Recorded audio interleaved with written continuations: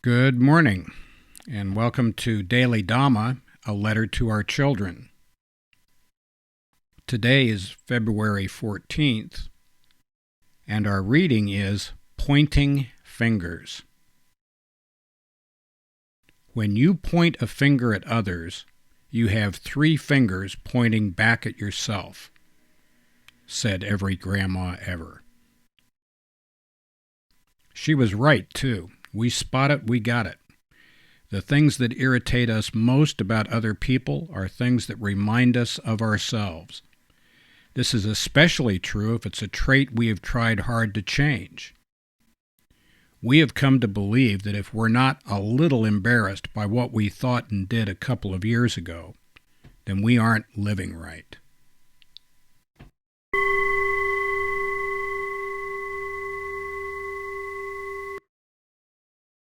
Well, before we get into more Valentine's Day and Grandma stuff, we've got to shout out a happy birthday. You know who you are. We're not going to mention your name on the interweb.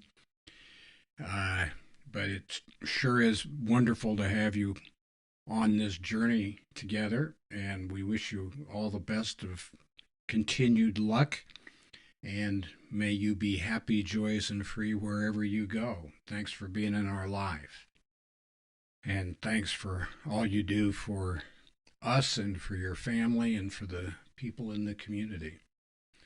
And happy birthday.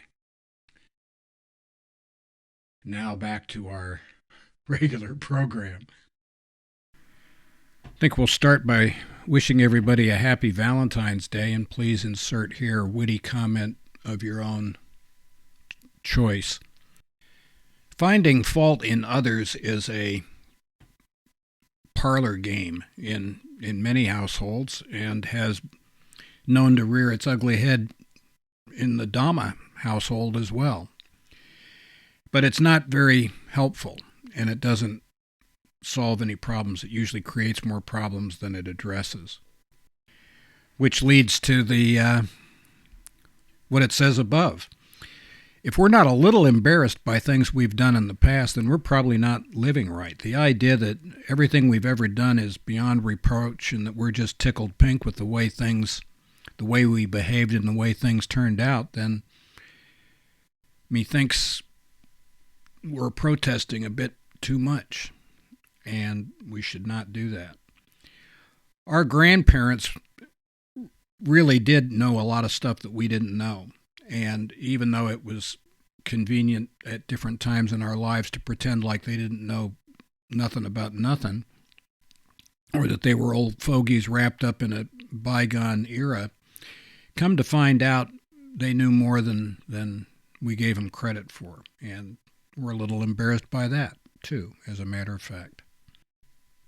A little bit of patience, a little bit of tolerance of other people, especially when we ask ourselves, have I ever seen myself do that? Who do I know? Why do I know that misbehavior so well? Is it because it rings a bell? And it so often is. And it's worth noting that patience and tolerance are not 4-letter words.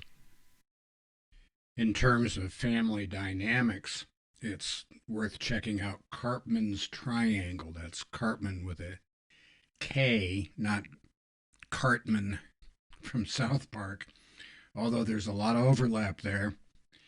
And Karpman's triangle is a drama in families that includes the persecutor, rescuer, and victim. It's a 3-handed game, and each of the participants must be able to change roles at the drop of a hat, not even, and be able to flow fluently from one irritated state to another. And it's not very attractive.